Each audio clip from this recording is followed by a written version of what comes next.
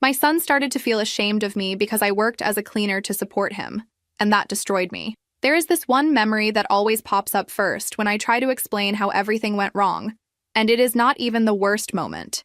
Just the one that kind of sums up the whole mess in one picture. Me in my work pants, still smelling like cleaning products, standing in the doorway of this fancy party room while my own son looks straight through me like I am just part of the staff. I did not get to that scene overnight, though, so I guess I have to start earlier, back when I still believed that surviving together was the same thing as being on the same side, and that love could make people forget where they came from, instead of making them desperate to run from it. I married my husband when I was 24, and still thought that working hard automatically meant things would slowly get better. Like there was some kind of invisible scale in the sky keeping track of every extra shift and every skipped treat. He had grown up in a complete mess of a home, with parents who collected failed relationships and overdue bills, and he used to joke that marrying me was the first grown-up choice he ever made. I did not come from anything glamorous either, but my chaos was the boring type. Just low-income, crowded apartments, and a mother who counted every coin twice before letting herself buy something that was not on sale. By the time we got married, I had already been working as a cleaner in office buildings for years, walking into shiny lobbies before the sun came up and leaving after everyone with a badge and a title had already gone home. He was waiting tables at a neighborhood restaurant, living off tips and caffeine, and when we looked at our numbers together, it was not pretty, but it was enough to pay rent on a small place, keep groceries in the fridge, and still argue about which cheap streaming plan we could afford. When I found out I was pregnant, it was not this magical movie scene with surprise flowers and happy tears. It was me sitting on the edge of the tub staring at a cheap test from the corner store, feeling my throat close and my chest open at the same time, and then him sitting on the bathroom floor with his head in his hands saying, very quietly, that we would make it work somehow. We did not have the luxury of me staying home, not even for a little while, so I kept working through the pregnancy, adjusting my pace but still scrubbing toilets and emptying trash cans while my back screamed and my ankles turned into balloons by the end of each shift. We looked into daycare for when the baby arrived, did the math 3 different ways, and every single time the numbers laughed in our faces. There was no version where we paid daycare and still ate, so we did the only thing that made sense back then. After our son was born, my husband quit his job to stay home with the baby, and I took every hour my cleaning company offered me. People love calling that kind of decision modern or progressive when it is done by couples in cute apartments with savings and white furniture, but the truth is, we were just cornered by math. I got lucky a few months later when a bigger cleaning company took over some of the buildings I already worked in and offered me a full-time contract with better pay and more predictability. It was not some massive jump, but it meant I could stop wondering every week if I would be short on hours, and eventually they made me a shift lead, which was just a fancy way to say I had keys and slightly more responsibility for almost the same money. But the small raise still felt like a miracle back then. By the time our son turned 3, we had moved from surviving month to month to this very careful version of stability where the bills were paid on time most months, we could buy fresh fruit without panicking, and I could pick up something small for him at the store without needing 10 minutes of internal debate. He was this loud, curious kid who followed my husband around the apartment like a little shadow, and even though part of me hated that I was not the one at home seeing all his firsts, another part of me felt proud every time I looked at him and remembered that I was the reason the lights stayed on. My husband used to tell me in those early years that I was his hero for working so hard, and I believed him, because back then it sounded like gratitude, not foreshadowing. When our son started school, though, everything shifted in this slow, sneaky way that I did not catch until it was already eating us from the inside. With him gone for most of the day, my husband started pacing the apartment like a caged animal, constantly talking about how he felt useless and stuck, how it was weird to be an adult man who did not have a job to introduce himself with. I understood. I really did. I knew what it meant to measure your worth in paychecks and job titles, even if the title was just the woman who cleans the bathrooms. So when he said he wanted to go back to work, I agreed before he even finished the sentence. We sat down with our schedules and our bills and figured out a plan where I would shift some of my hours to earlier in the day or later at night, so I could be the one picking up our son from school most days, helping with homework, actually getting to attend things like school plays instead of hearing about them secondhand. For a little while, the new routine actually felt good. My husband came home with stories from coworkers and regular customers. With this spark, I had not seen in his eyes in a long time, and I got to do the mom things I had secretly been jealous of. I would show up at the school in my work clothes, still smelling faintly of disinfectant, and my son would run into my arms like he did not care what I looked like or how tired I was, and it genuinely filled something in me that had been empty for too long. I picked up more of the housework on weekends to make up for his hours outside, telling myself it was temporary, that once we both found our rhythm, it would balance out again. Back then, I thought we were building something together. I did not realize he was already starting to look over the fence at other lives. He eventually landed a job as an assistant instructor at this high-end gym across town, the kind of place where people pay ridiculous amounts of money to run on machines inside while the rest of us walk everywhere because gas is expensive. He came home talking about the clients there like they were characters in some glossy show, describing their clothes and their vacations and how they treated spending extra on everything like it was nothing. At first, it just sounded like this weird fascination, like he was getting a glimpse into a world so different from ours that it almost felt fake. But slowly, the way he talked about it changed. Our tiny apartment went from cozy to cramped. Our old car became embarrassing, and my cleaning job, which he used to brag about because it kept us afloat, turned into something he side-eyed, like it was a temporary stage I should have grown out of already. He started saying things like, if you pushed for that supervisor position, we could move sooner, or maybe if you picked up a couple of weekend shifts, we could finally get out of this neighborhood. And even though he framed it like we were planning our future together, the pressure settled squarely on my back. At the same time, he began staying out later after work, claiming that he had to go to social events with coworkers or grab drinks with clients because that is just how networking works in this industry. And I found myself putting our son to bed alone more nights than not. When our son asked where his dad was, I repeated whatever excuse I had been given and tried not to show how hollow it sounded in my own ears. I did not notice exactly when our boy stopped asking for his father at bedtime, and just accepted that it would be me reading the stories and tucking him in, but that silence was its own kind of answer. I kept telling myself that my husband was just in a weird phase, getting used to being back in the working world, adjusting to a new environment where everyone seemed to own 3 houses and a boat, and that he would eventually remember the life we had actually built and not the one he thought he deserved. Looking back, I can see how naive that was. But at the time, I was too busy juggling schedules and counting tips in my head to realize how much resentment was quietly replacing gratitude in him. The night everything blew up started like 100 other nights, with me already half asleep on the couch, still in my work clothes, the television flickering in the background while I waited to hear his key in the lock. Our son was 7 then, asleep in the bedroom with his little collection of school drawings taped to the wall. And the apartment was so quiet I could hear the refrigerator humming. When the door finally opened, it was not just late, it was wrecked. Like he had brought the chaos from whatever bar he had been in straight into our front room. I smelled the alcohol before I even saw his face. And when I turned, he was swaying slightly, his eyes glassy in that particular way that says drunk but not happy, drunk and mean. I asked where he had been, not even yelling, just that tired edge all over my voice, and instead of giving me some lazy excuse like he usually did, he laughed, this ugly little laugh that did not sound like him at all, and said he was done pretending. At first I thought he meant he was done pretending that the late nights were innocent, that he would finally admit he had a problem with drinking or that the job was getting to him. But what he actually meant crashed over me in broken sentences. He told me he wanted a divorce with this weird, rehearsed calm, and then he dropped the part about having been seeing one of the clients from the gym for a year. A year. 12 months of me working double shifts and rearranging my life, while he was building a whole secret relationship with a woman who, as he so helpfully added, actually understands the kind of life I want. She was older, he said around 60, successful, owned her own small business and some rental properties, and she was charismatic and well-connected in a way he had never experienced before. He loved how important he felt standing next to her, and she made him feel like he could be more than just the kid from a broken home who married the cleaner girl. He had this almost proud tone in his voice when he described her, like he was reading from a brochure, and all I could think about, standing there in my stained work shirt with my hands shaking, was that he had chosen someone who would never have to wipe crumbs off a cheap kitchen counter at midnight. Someone who already had the life he used to say we would build together.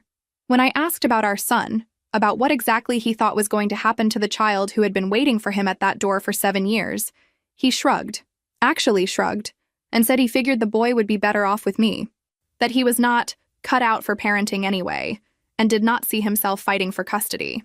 The worst part was when he admitted that his grand plan with this woman did not include our son at all, not even on weekends, really, because she was not looking to start over raising somebody else's kid and wanted to travel and enjoy her money. He just said it, like it was this neutral fact, like our son was an optional add-on he could just skip. I felt something in me crack in that moment, not the soft heartbreak you feel when someone disappoints you a little, but that deep, ugly snap of realizing the person you built your whole life around is actually willing to treat your child like luggage. So we got divorced. There were no dramatic courtroom scenes, no long legal battles, just some basic paperwork, a custody agreement that basically confirmed what he wanted anyway, and a judge who looked at our income and our schedules and decided that full physical custody should be with me, with visitation rights for him if and when he felt like showing up. He was supposed to pay child support, but he treated it like a suggestion. Some months it came, other months it did not, and the gifts were always louder than the responsibility. I walked out of that building technically free, just me and my son against the world, but it did not feel like freedom. It felt like walking out of a burning house with only your kid and the clothes on your back, knowing you still smell like smoke. The next years were a blur of early mornings, late nights, and the kind of exhaustion that does not just sit in your muscles, but in your bones. I kept my cleaning job, took every extra building they offered, and did everything I could to make sure my son had what he needed. I was the one up at dawn packing lunches, the one sitting in those tiny cafeteria chairs at school meetings, the one learning how to fix leaky faucets from video tutorials because calling a handyman was a luxury. His father drifted in and out like some kind of visiting celebrity, showing up every couple of months with expensive sneakers, fancy gadgets, or tickets to events I barely recognized from the names alone. It was like he had decided that his role was to be the fun parent who dropped in with gifts, while I handled all the boring parts of parenting that do not look good in pictures. He would pick our son up in a borrowed car or one that clearly did not scream tight budget, drive him off to some fancy dinner or activity, and bring him home full of stories about how amazing everything was over there. I tried to focus on the fact that at least he was showing up sometimes, that our son needed both parents in some shape or form, but it was hard not to feel the sting when my kid came home comparing their outings to our regular nights of pasta and cartoons. One year, right around our son's 12th birthday, his father actually came to the small birthday thing I planned in our cramped living room. It was just a few of his school friends, some simple food I had stayed up late cooking, a homemade cake that leaned a little to one side, the whole we do what we can vibe that had always been our reality. His father walked in, looked around with this little smirk, and in front of everyone asked if I was still cleaning toilets for a living or if I had finally found a real job. I laughed it off because what else was I supposed to do in the middle of my kid's birthday party? But inside, I felt like he had just taken a knife to every sacrifice I had ever made. After the party, my son cornered me in the kitchen and asked, very seriously, why I did not try to do something better if I hated my job so much, because his dad said I could make more money if I had more ambition. I wanted to scream that the only reason his father could stand there making jokes was because I had been busting my ass for years. But instead, I just told him the truth, that it was honest work, that it had kept us afloat, that not everyone gets a career they love, and that I chose stability for him over chasing dreams I could not afford. He listened, but I could see from his eyes that the damage was already done. His father had planted the idea that I was small, that I was limited by choice, not circumstance. Later that same year, there was an important event at his school, some award thing he had been really excited about, and his father promised he would be there. My son kept checking his phone that night, glancing at the door every time someone new walked in, and I sat beside him, trying to hold my own disappointment together, while repeating that maybe traffic was bad, maybe parking was impossible, all the usual lies we tell kids, so they do not have to feel the full weight of adult unreliability. His father never showed up. Instead, he sent a new device, some expensive thing, through a delivery service, with a short message about being caught up with work.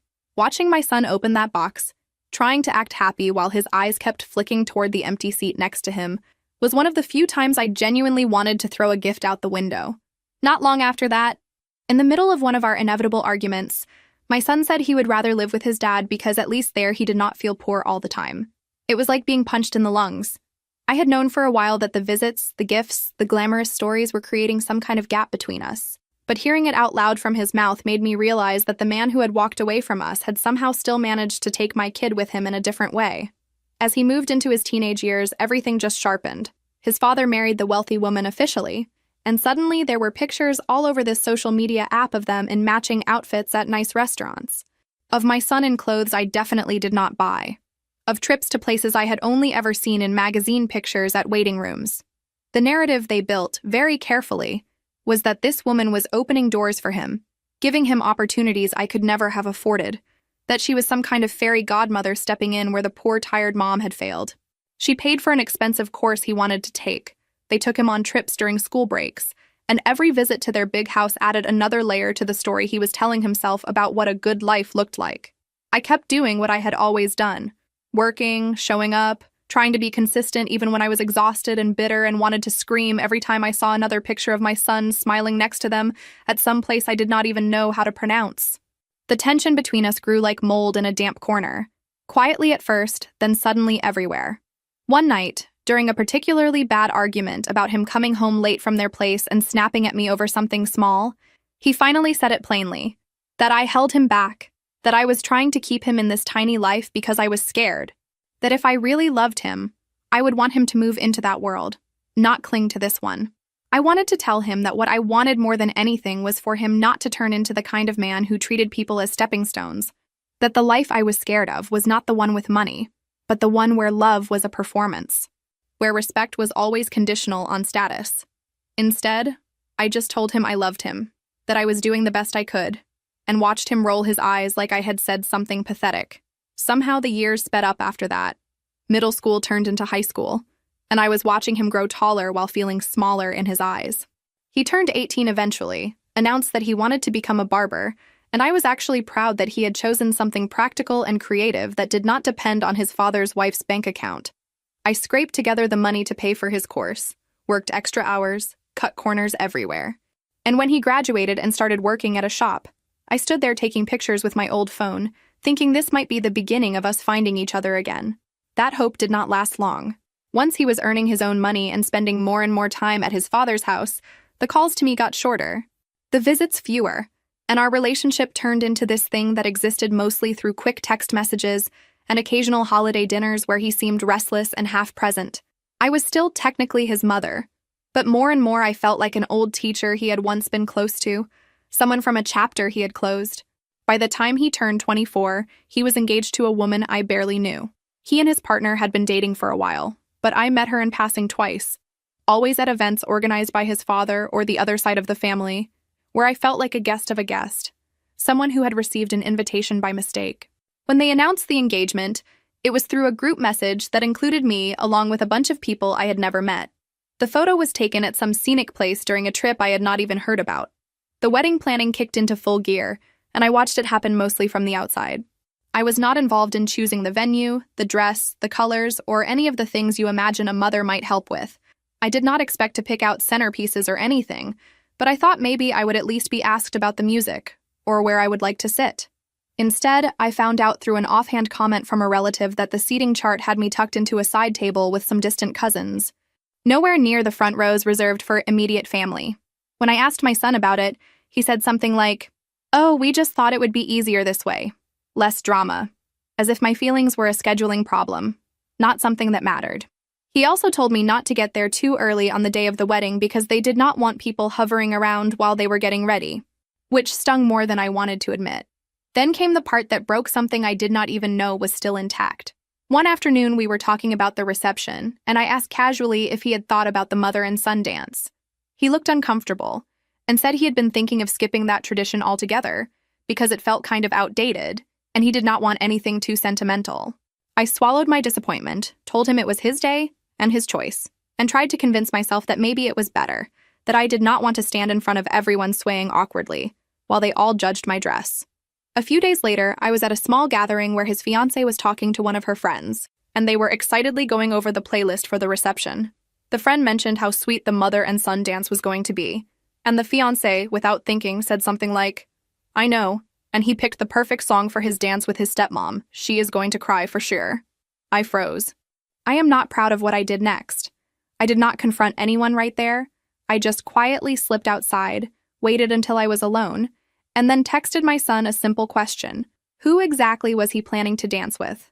At first, he tried to deny it, got defensive, said I was misunderstanding things and that people were gossiping.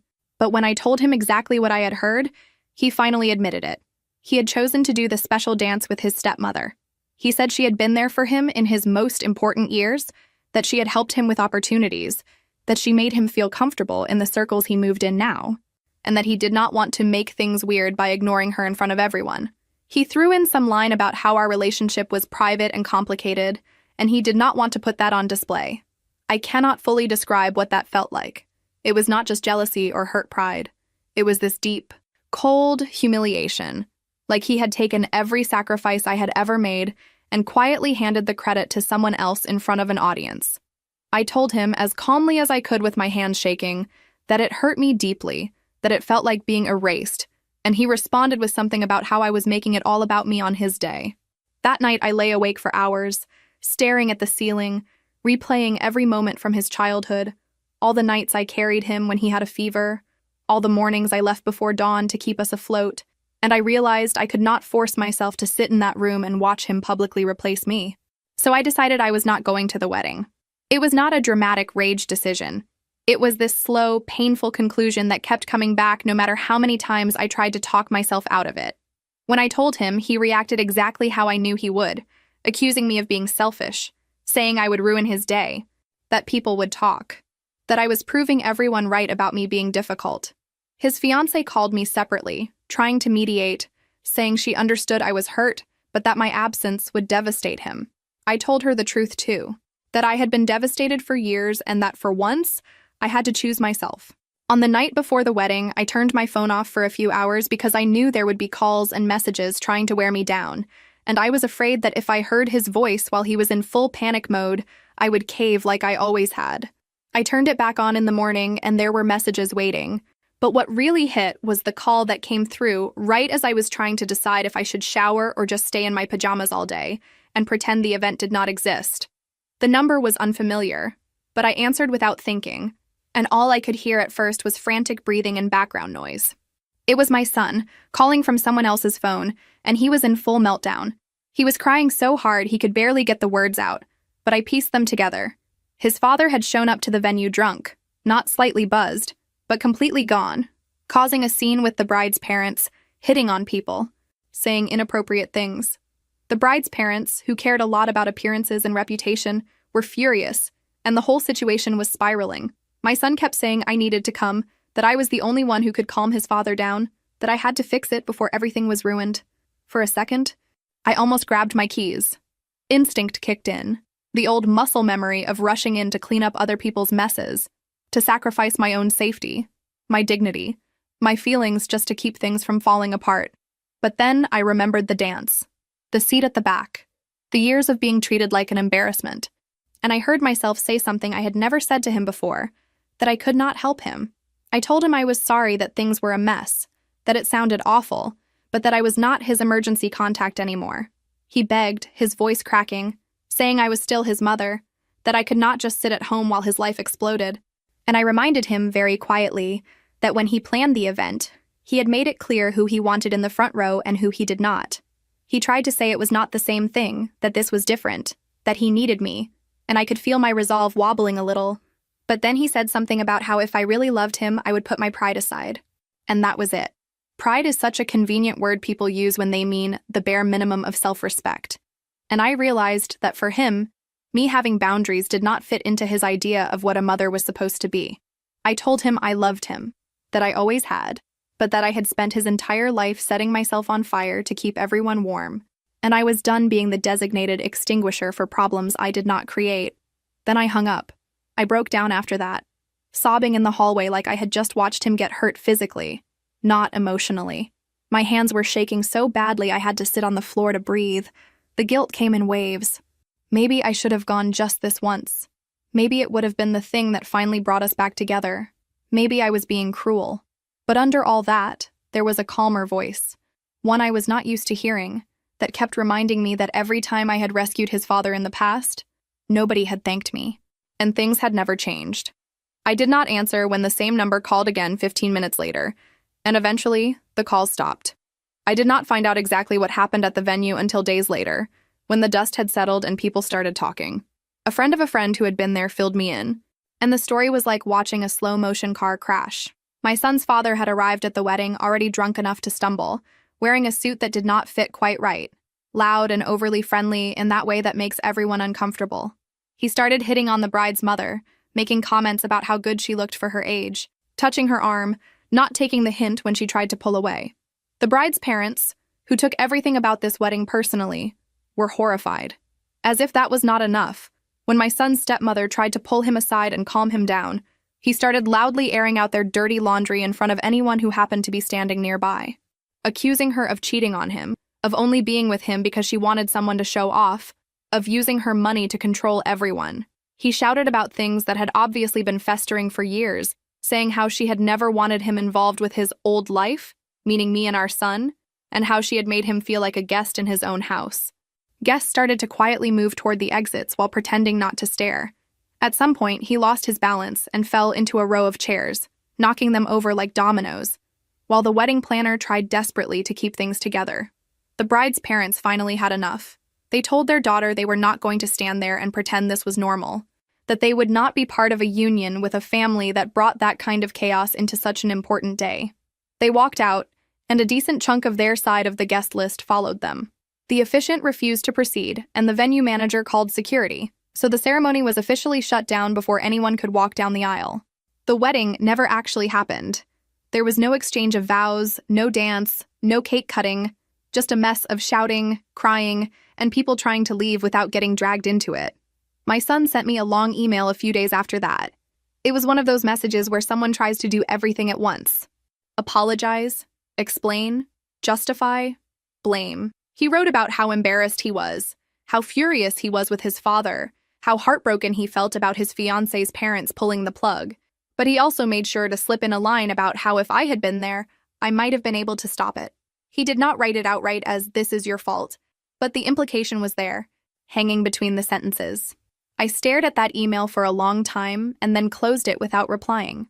I realized that if I responded, I would probably fall into one of my usual roles: the comforter, the explainer, the peacekeeper. I would say something reassuring about how what happened was not his fault, about how maybe things could still be fixed, and in doing that, I would take on responsibility again for a disaster I had not created. So I did something new. Nothing. I let his words sit in his inbox and stayed silent. It felt unnatural, wrong even, but also strangely calm, like sitting completely still after running for years. The months after the canceled wedding were rough. I did not suddenly become some glowing example of self-care just because I started ignoring emails. There were days when I barely got out of bed, when the quiet in my apartment felt like punishment instead of peace, when I replayed every choice I had ever made as a mother, and wondered where exactly I had lost him. I questioned that wedding decision 1,000 times. Could I have prevented the whole disaster just by showing up and babysitting my ex one last time? Would my son still be engaged? Still think of that day as a happy memory instead of a nightmare? Then, slowly, life started sneaking back in through the cracks. One of my neighbors, a woman who had nodded hello in the hallway for years but we had never really talked, knocked on my door one afternoon with a bag full of yarn and said she was dragging me to this little community craft group she went to every week. I tried to say no, that I was tired, that I was not crafty, that I had too much to do, but she refused to leave until I agreed. I showed up at that group expecting to feel awkward and out of place, but instead there was this weird warmth in the room, a mix of women of different ages talking over each other while their hands moved automatically, knitting, crocheting, beading, whatever. At first I just sat there, pretending to care about the scarf I was half-heartedly trying to make, but week after week I kept going, and without even realizing it, I started telling them bits and pieces of my life. Not the whole saga at once, but little stories, a comment my ex had made, something my son had posted on social media, how the wedding had crumbled. They did not judge me or try to fix it with fake wisdom. They just listened and sometimes made jokes at the expense of the men involved, which was exactly the kind of therapy I needed. Little by little, those evenings became something I actually looked forward to, a break from the loop in my head. It was one of those women who convinced me to try a dating app. I laughed in her face at first, told her I was too old, too tired, too messed up, that I had no interest in going on awkward coffee dates with strangers. She rolled her eyes and said I was not being asked to marry anyone. Just to have conversations that were not about cleaning supplies or past trauma. We sat on my couch one afternoon, and she helped me set up a profile, choosing pictures that did not make me look like I was about to clock into work, and writing a bio that was honest but not depressing. I remember feeling ridiculous, like I was trespassing in a space meant for younger, shinier people, but at the same time there was a tiny spark of curiosity. I matched with a few men who went nowhere, Conversations that died after 2 messages or turned into boring small talk about the weather and favorite shows. Then I matched with someone who, on paper, did not look like anything special. Divorced, had a regular job in maintenance at a building, liked cooking, had a grown child he was not very close to. We started talking, and something about the way he asked questions, actually listened, did not rush to prove anything, made me feel strangely comfortable. We messaged back and forth for weeks before I agreed to meet in person, because I was still half convinced he would turn out to be a serial liar or someone with a secret family. Our first meeting was supposed to be quick, just a drink at a quiet place not far from my apartment, but it turned into hours of conversation. We traded stories, some funny, some painful, and he did not flinch when I told him about my ex, about my son, about the wedding. He did not try to play therapist, did not insult my son, did not act like he was the hero for just listening. He just nodded, asked follow-up questions, and at one point, when I apologized for rambling, he laughed and said, "You know you are allowed to take up space, right?" I went home that night feeling lighter than I had in a long time. We kept seeing each other. There were no grand gestures, no whirlwind romance montage, just a slow, steady building of trust. He showed up when he said he would. He texted when he was going to be late. He never made jokes about my job. He did not treat my past like baggage he had to tolerate, but he also did not use it as an excuse to put me on a pedestal. It was normal, which felt almost exotic after the emotional roller coaster I had gotten used to. Months went by, and without really making a big decision, he slowly became part of my daily life. Meanwhile, I heard bits and pieces about my son through other people. The engagement was officially over. The ex-fiancée had moved on, her parents had cut off all contact with his family, and he had moved back in, at least temporarily, with his father and stepmother. Then came rumors that the relationship between his father and that woman was crumbling too, that the drunken incident at the wedding had ripped open things they had both been pretending were fine. I did not feel schadenfreude exactly. It was more like this numb confirmation that the shiny, perfect life my ex had chased had rust under the surface just like everything else. My son sent a couple more emails over the next year. They had fewer apologies and more analysis, like he was trying to build a case in his own defense. He talked about how hard it had been growing up between two very different worlds, how confusing it was to have one parent who could barely pay bills and another who made money appear like magic. He wrote about the pressure he had felt to pick a side, to prove he was not ungrateful to the one who paid for courses and trips.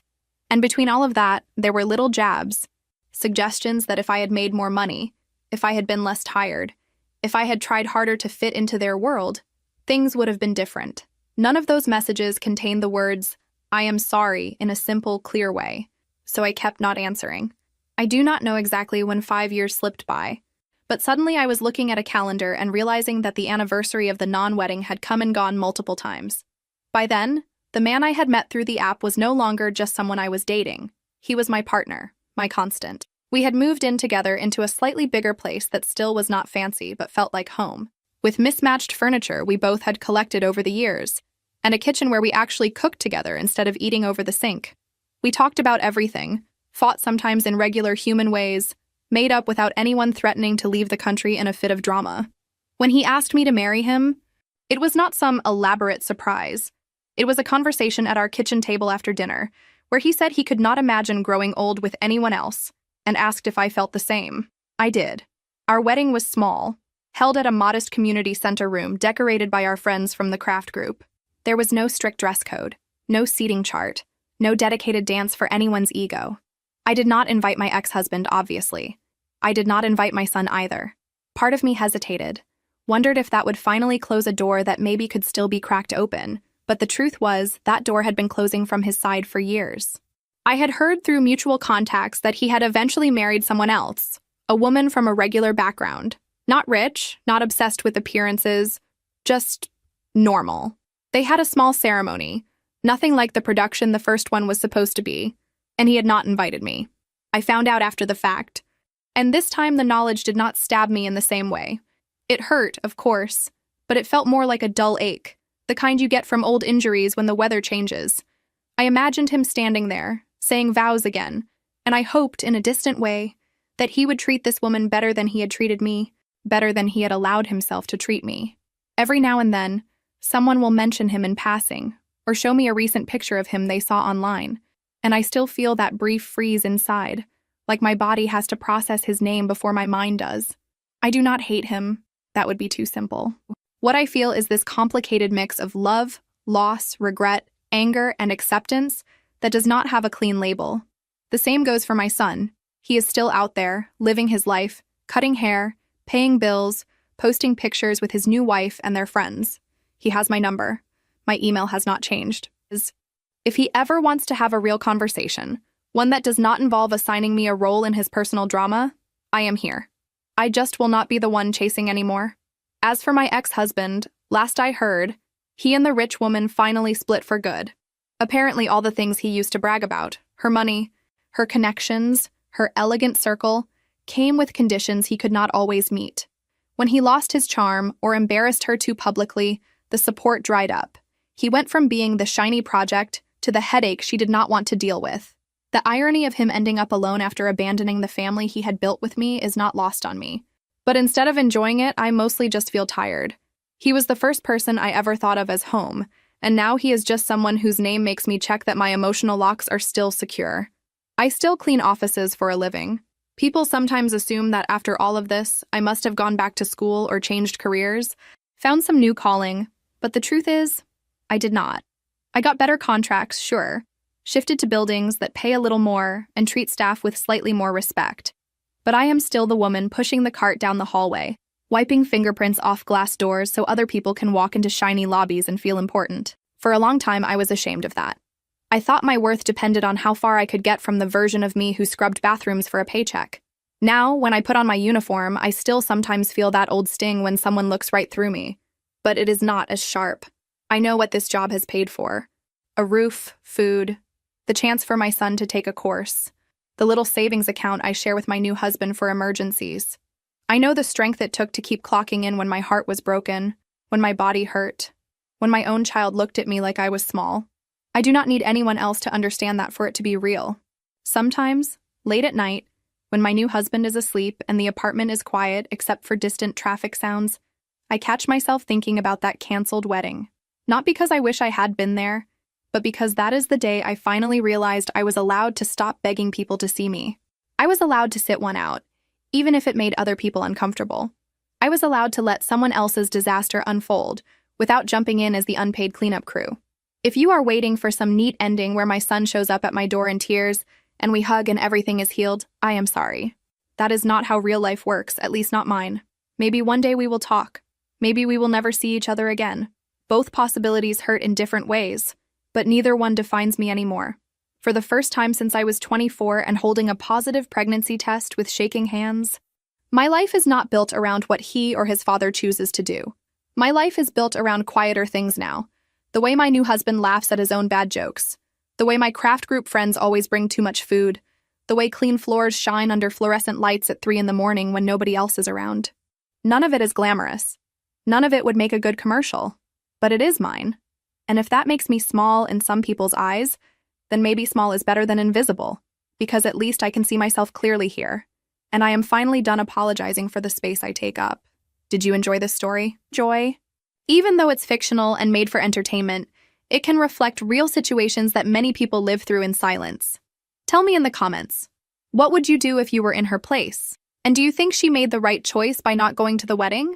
If this story kept you watching until the end, leave a like, subscribe to the channel, and turn on notifications so you don't miss the next ones. See you in the next video.